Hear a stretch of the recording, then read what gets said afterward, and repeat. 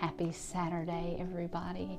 I hope you've had a fantastic Saturday, and I hope everyone enjoyed their Valentine's Day. I know I did. I got to spend it with all my grandchildren, and that's more love than I can ever ask for. Anyway, while I was driving up on Thursday so I could spend my day with them, I was listening to someone on one of my channels on a talk, and while she was talking, she said something that really caught my attention, and this is what she said: self-sacrifice is not love. And what self-sacrifice means is you are giving up yourself for someone else. You're giving up your own wishes, your own desires, and things you prioritize for someone else. And that is not healthy, because within a healthy relationship, you're not going to be asked or forced or feel like you should have to sacrifice who you are for someone else to love you or appreciate you or to be in a relationship with you. And I can honestly say I have done that a lot in my past, but that stemmed from a lack of self-love, and because I hadn't learned how to truly love myself, I was looking for that love somewhere else, and part of that, unfortunately, was at the cost of me giving up who I truly am in order to mold into something someone else desired or wanted me to be, which is very destructive and restrictive and not healthy.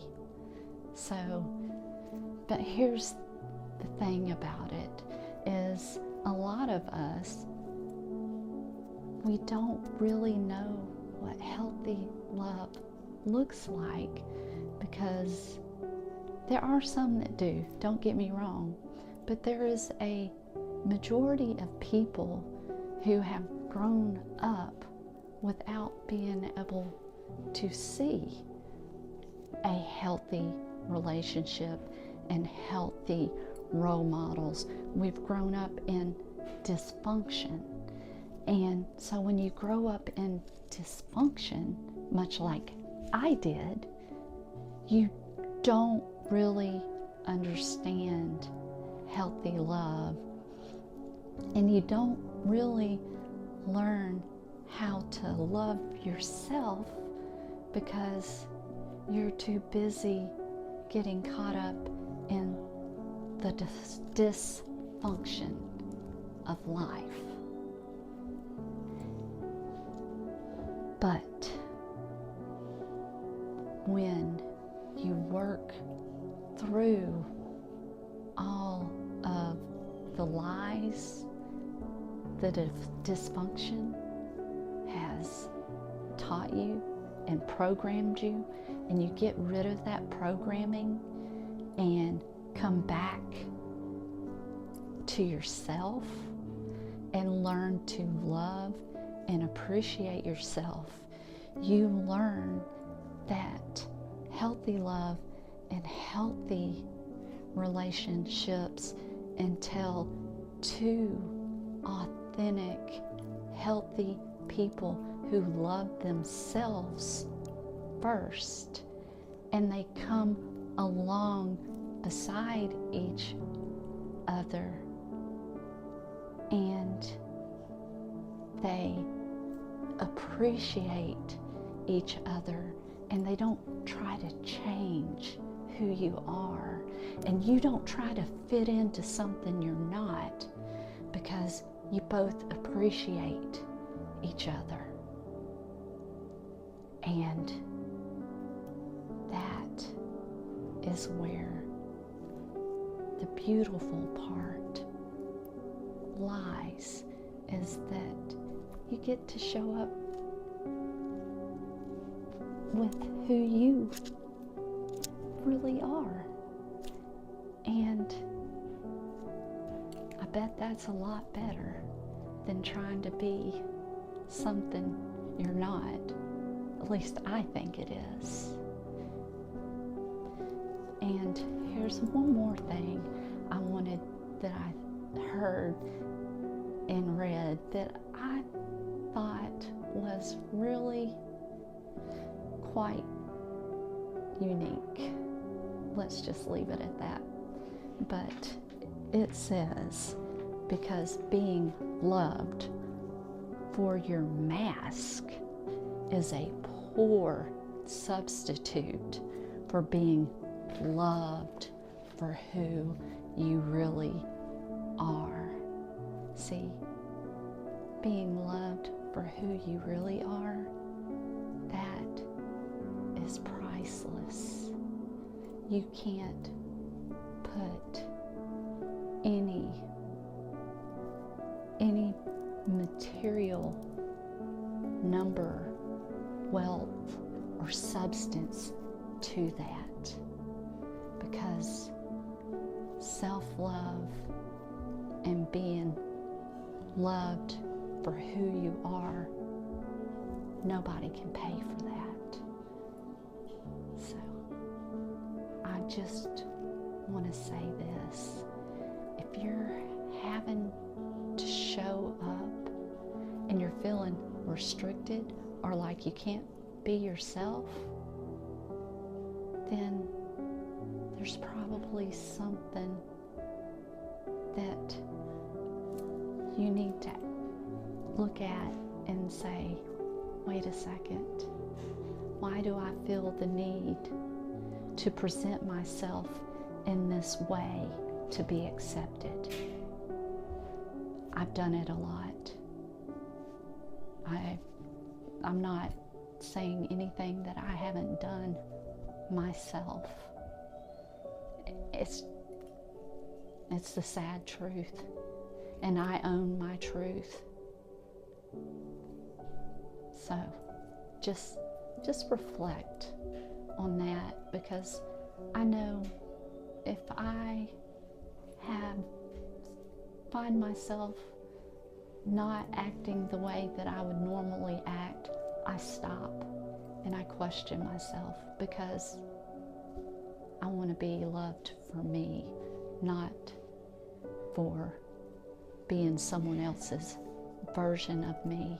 And that's what we should all want, is to be loved for who we are, because we're all unique and we're all beautiful. So why do we want to fit in other people's boxes?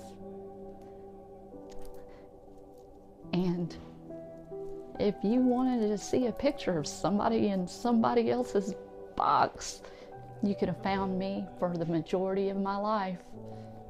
So don't be me. Anyway, sorry, got on a soapbox there. I'm going to finish with a couple of verses. And the first one is Proverbs 42:3. Above all else, guard your heart, for everything you do flows from it. So, once you find your own heart, your own love, take care of it. It's important. You're important. Just remember that. The next one is 1 Corinthians 13:2. If I have the gift of prophecy and can fathom all mysteries and knowledge, and if I have a faith that can move mountains, but do not have love, I am nothing. See, we're nothing if we don't have love, but we have to start with our own love. That's the key right there, is your own love.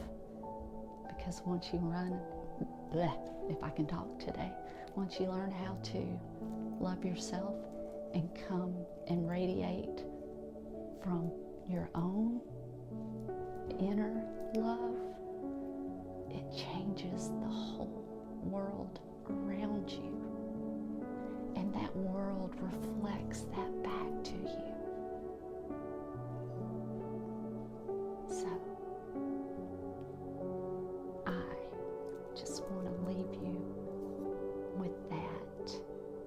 And I just want you all to know that you are your own very unique individual in this world, and you have a place, and don't ever let anyone convince you otherwise. So I'm going to leave it right there, but I just want you to know, if you haven't heard it from anybody else today, I love you.